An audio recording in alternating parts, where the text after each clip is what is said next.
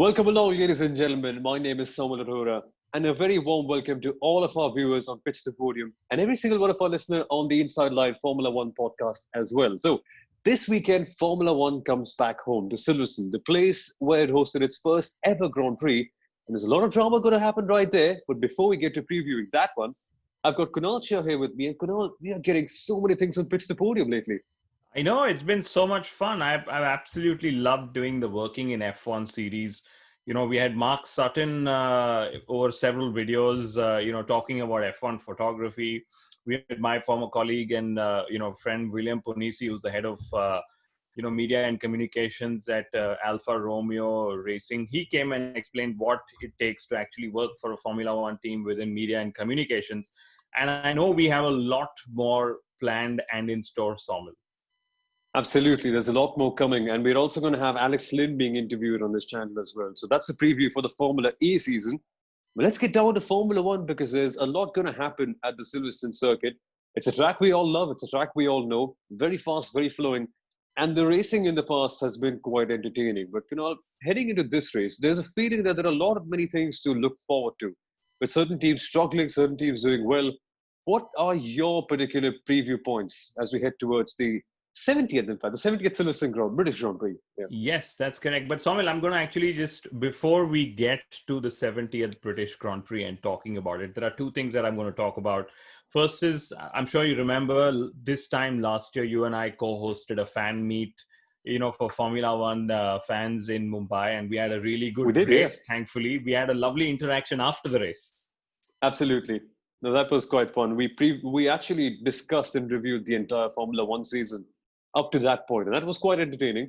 And we didn't know what was going to happen next, but again, Hamilton steamrolled the way past. But I remember we actually did the review of the season and the race, which was longer than the duration of the race. That's how much fun we were all having. Exactly. And that was particularly a very rainy July day when the Cricket World Cup final was going on, when the Wimbledon final was going on, my apologies.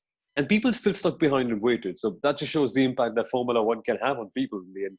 Yes, and the good news, the second point that I'm going to talk about is the fact that we're going to have 3 more races in 2021 in 2020. And, to me, it's just so awesome that from literally having no calendar in 2020, we're now going to have what seems like the most awesome calendar in 2020. Exactly. I'm pretty excited with the races being added to the calendar. Exactly. Some proper hardcore sports car circuits. You think of Imola, you think of Michael Schumacher and Fernando Alonso, 2005. You think of something else as well, but that's a bit of a sad thing to speak about. But there again, you also think of Nürburgring, fantastic GP circuit, hosted a whole lot of Formula One races back in the day. And now we're coming to the first time to the Algarve Circuit in Portimao. And say what you want. It may look a bit dull to drive on the simulator, but when you actually go and do that, that's what, at least for the people who have driven there, say, it's a stunning circuit. Lots of undulations, lots of elevation changes, cambered corners, quick ones. And apparently, Kunal, the last corner, the long sweeping right-hander, people say that it has the potential to rip the necks off Formula One drivers. It's going to be damn interesting because, drivers have been saying the same thing from Mugello as well, fast, high-speed flowing corners. And for me, Portimao and, the most important thing is that the data quality that teams would have about the circuit would be fairly poor. And, I kept saying this and I'll repeat myself that, when teams are inefficient in Formula One, that's when we have some really cracking races. So I'm all for it. So, Absolutely. Okay, now we get to the British Grand Prix, okay? And the 5 points that Soumil and I will discuss over the next 20 odd minutes or longer if you're still having fun. We are definitely going to discuss Mercedes because, the question is not, are they going to be dominant? The question now has to be flipped to asking, how far ahead will they be of the competition? That's the key question. Then we'll talk of the battle of P2. It's a battle for P2 when it comes to the team. So I'm expecting Red Bull, Racing Point, and maybe even McLaren to be there. And then the question that we're pretty much going to ask for all the races in 2020, Soumil, is if Max Verstappen can challenge either of the Mercedes drivers for P2, right? Then since Ferrari is still not come up in discussions, the third point is going to be, how far back will Ferrari be, it comes to Silverstone. let's remember it's a high speed, fast flowing corners circuit configuration. It's very different to Austria and Hungary that we've had. And this is when I expect not just Ferrari, but even Ferrari powered teams to sort of end up, struggling there. The fourth point is going to be the Renault versus Racing Point protest. We expect an update, before we resume official sessions, in Silverstone. And then, there's this rumored thing about, Sebastian Vettel and Aston Martin making an announcement before 31st of July. So we'll see how true that rumor stands. And then Soumil, I know this is the one part that everyone's waiting to see how well will the British drivers fare at their home circuit. We've got the likes of, George Russell. Can he get into Q2? We've got Alexander Albon. Can he actually be closer to and challenging Max Verstappen? And then, of course, we've got Lando Norris, everyone's favorite, and not to mention just how dominant Lewis Hamilton has been here. So over to you, Soumil. Right. There's a lot to speak about, but we'll start with the dominant team. It's Mercedes. As you mentioned, Kunal, it's not even a question about are they going to win here. That's for certain. Unless something major happens, you're not going to see Mercedes go out and lose this race. But the big question over here is how far ahead will they be? Because Racing Point, with last year's Mercedes, if you'd like to call it, they are still there or thereabouts, but they're not exactly completely challenging Mercedes on a regular basis. The same goes for Red Bull as well. So how far ahead do you expect them to be? And in that battle between Hamilton and Bottas, you see, last year at Silverstone, Bottas got pole position, but Hamilton trumped him in the race by around 25 seconds and scored a fastest lap on the very last lap on the race on hard tires. That's how dominant Lewis Hamilton is on the circuit. So what's going to happen? How do you expect things to play out in Silverstone? All that will matter, when it comes to the Mercedes story is, of course, like you said, how far ahead will they be? I don't see them being challenged in qualifying per se.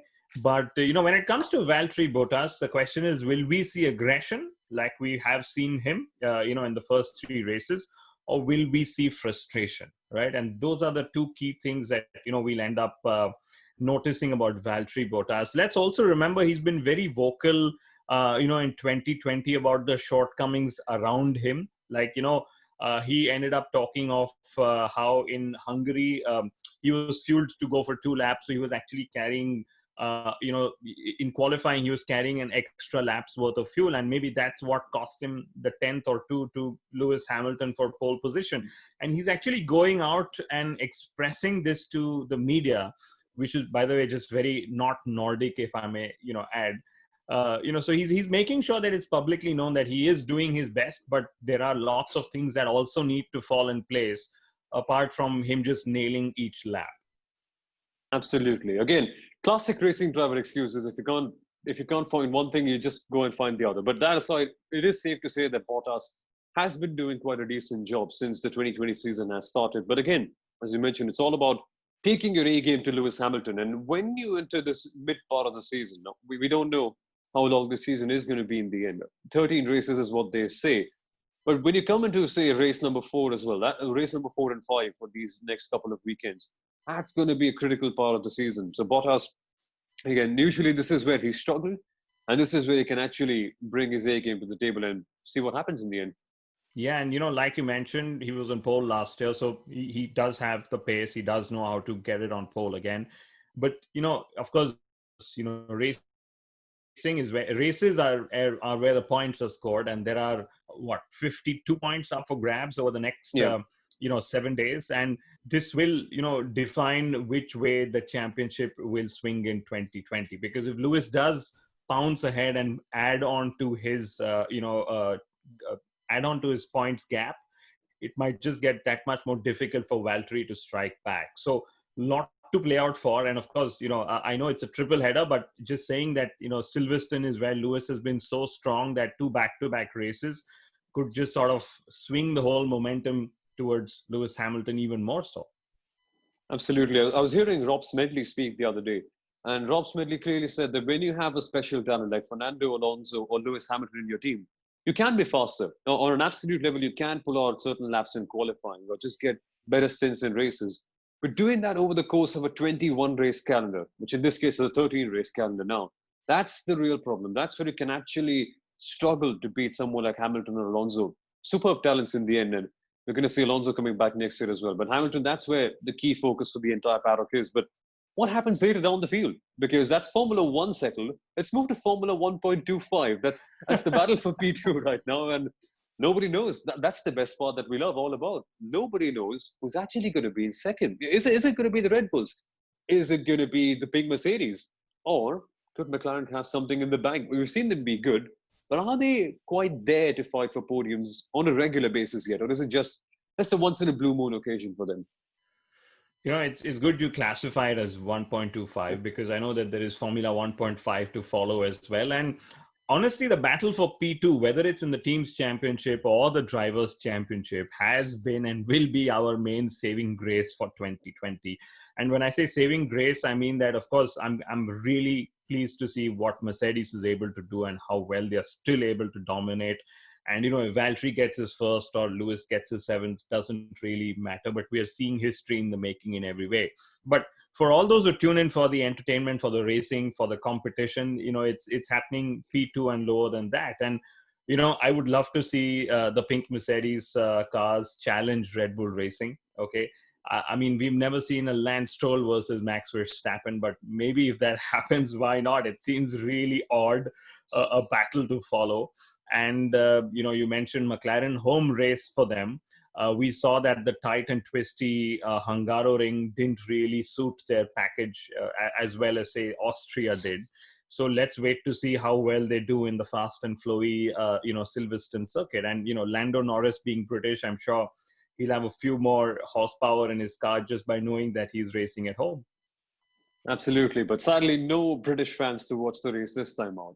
It's always great to see everyone coming up to the camping sites and supporting their favorite drivers. Sometimes they're British, sometimes they're not. But again, it's good to see the passion for the sport flowing in through. But my main query surrounds Max Verstappen. Now, there's a term in Hindi called kabab mein haddi. That's what he's been like for Mercedes. If you don't know what that means, it's just like a piece of bone in a roll of chicken, in a boneless roll of chicken. That's what he's been like for Mercedes. He's been there. He's pulled out some outrageous performances in the bag, not only this year, but for the last couple of years as well.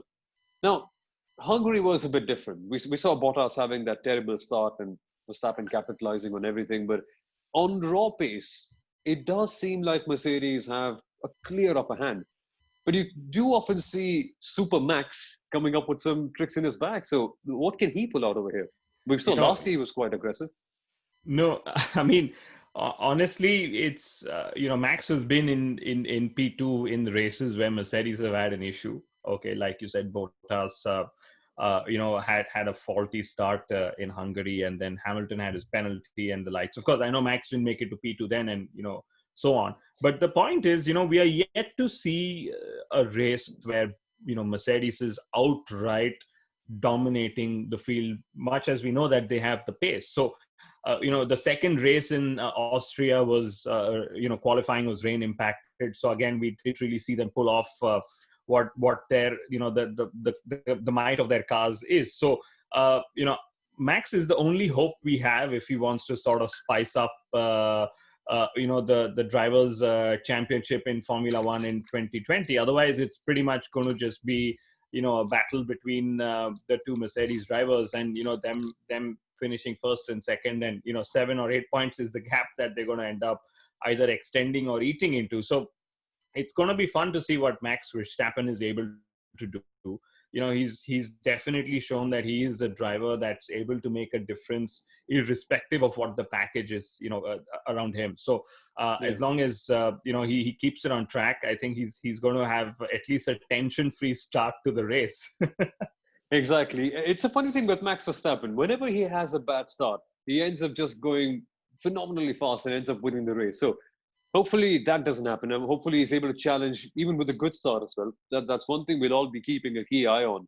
But Verstappen last year, he was getting his elbows out a little bit with another team. That was Ferrari. Didn't end well in the end. Sebastian Vettel punted him in the back. But where are Ferrari? Are they in Formula 1.25 as we informally call them?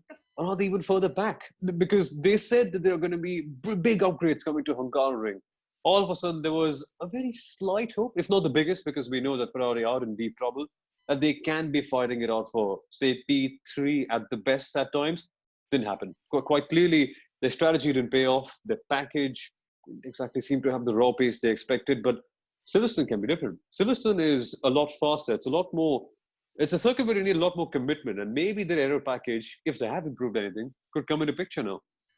Well, it could come into picture, although my reading is that I could be completely wrong, is that Ferrari will actually struggle in the high speed flowing corners, etc., because it is their aero package that has sort of been a deficit, and of course not to mention the time that they've also lost on their power unit. So John Elkann publicly stating that, okay, we're going to have to wait till 2022 to win races.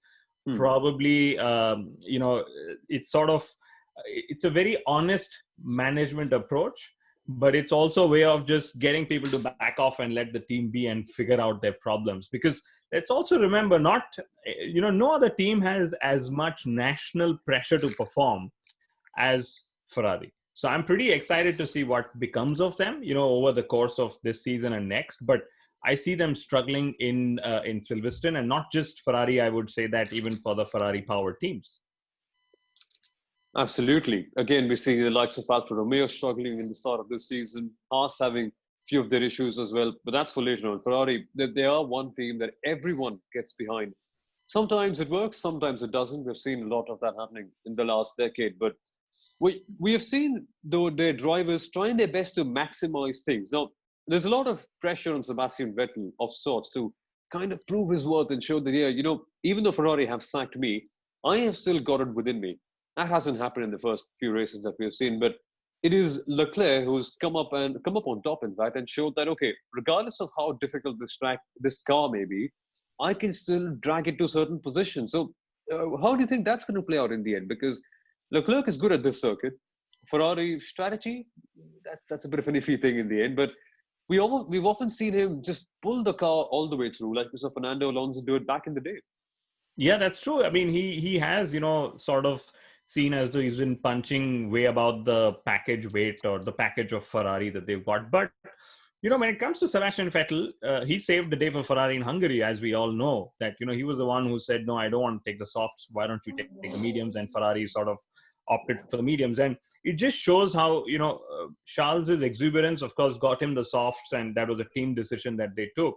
But it was Vettel's experience that, sort of helped Ferrari to end up taking the medium tires when they needed it to. So personally speaking, Vettel is proving in his own ways why he still can be a great addition to any team lineup, not just, Ferrari.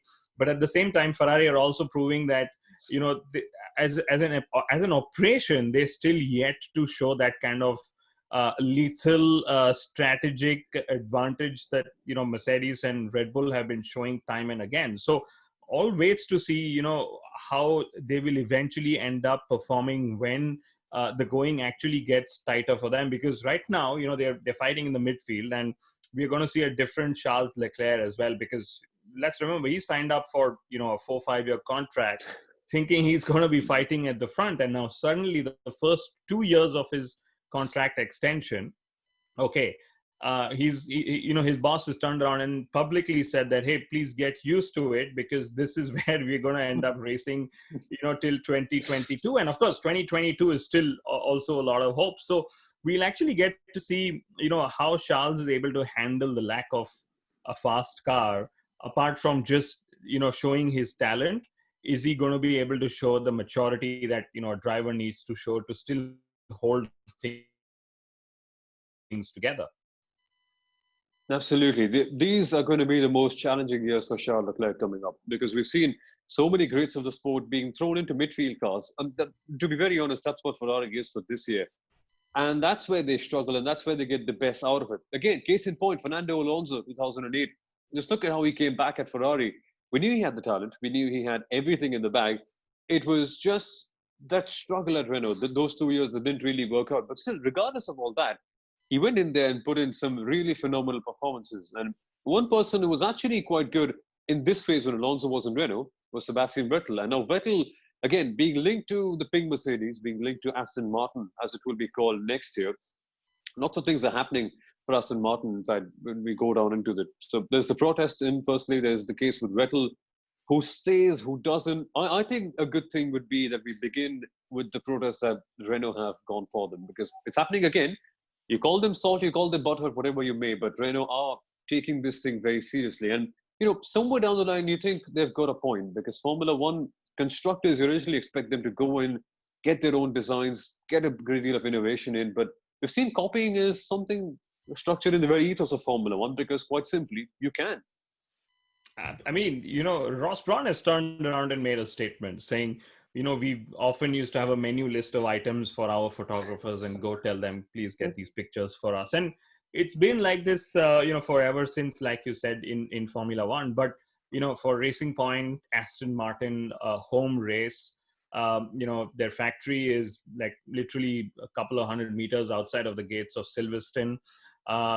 Personally speaking, it's good if the protest is clarified, and the news is that we might just hear of a verdict before the start of the official sessions, in Silverstone.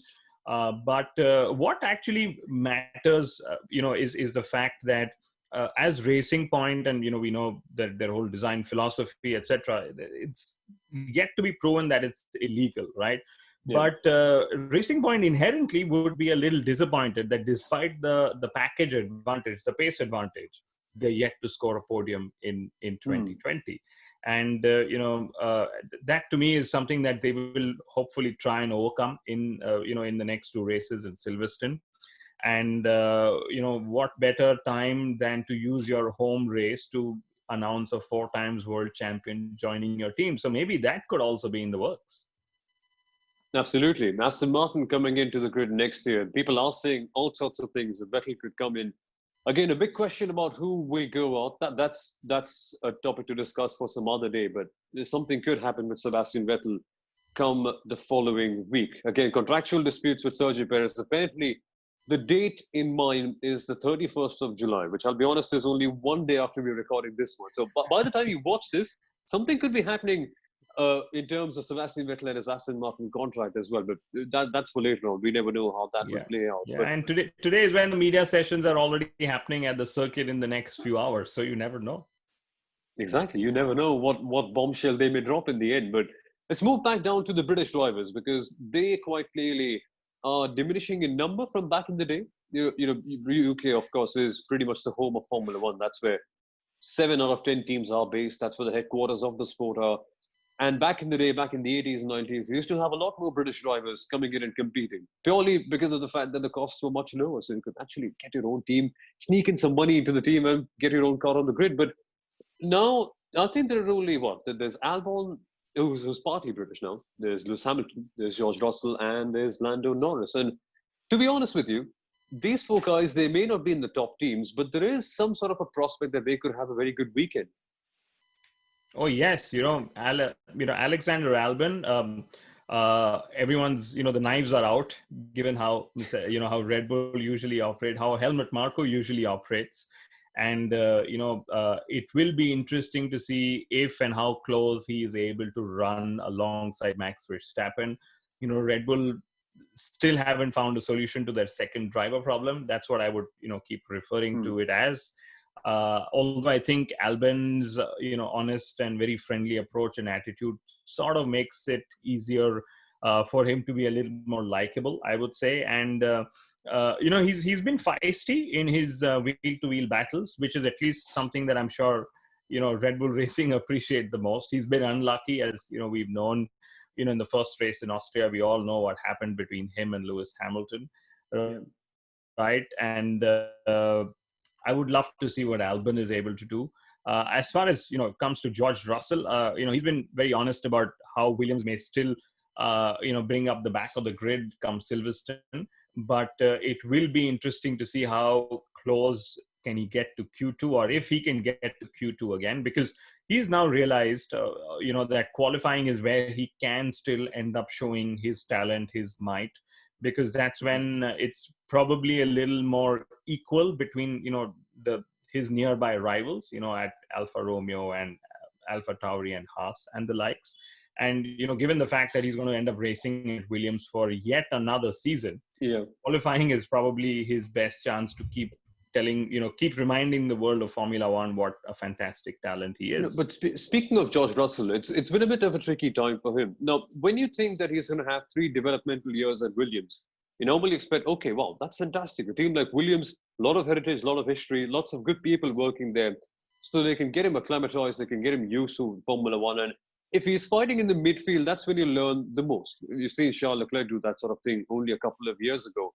But the problem is, and that's one thing I've noticed in the last couple of races, because Russell hasn't exactly been involved in any sort of race condition, when he actually gets side by side, when he actually gets racing, as it happened with Magnussen in the Austrian Grand Prix, you can often see him a bit out of touch. Because in that Williams car, it's such a struggling machine that you learn on one side to drag a terrible car to the top, but on the other hand, you're not getting any sort of racing action. And for Russell to improve, I guess at the same time, need Williams to improve as well. Absolutely, that's a very good observation.